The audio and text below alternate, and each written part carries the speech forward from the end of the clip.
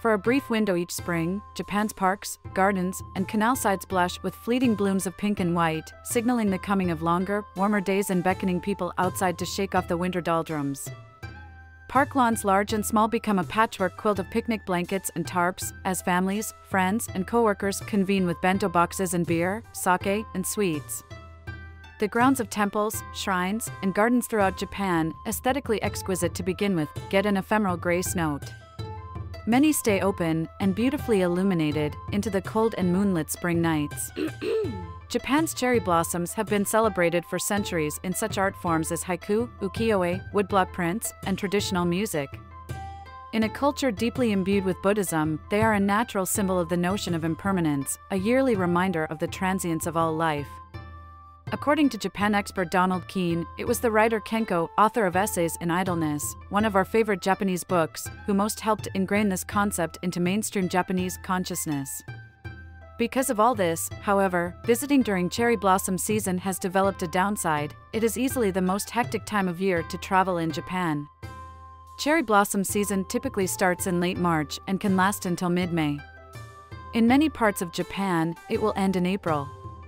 The actual full bloom of the flower on each tree usually will only last about 2 weeks.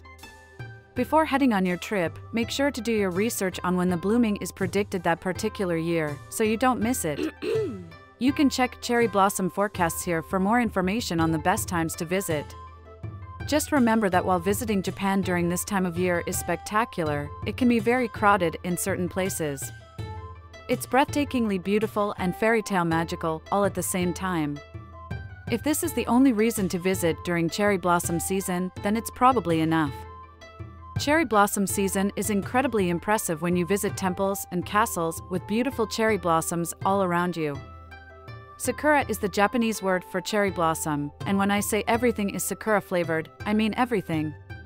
They even make sakura Kit Kat flavors, face masks, chapstick, and cookies. You name it, and it's probably sakura flavored. Definitely try the sakura mochi.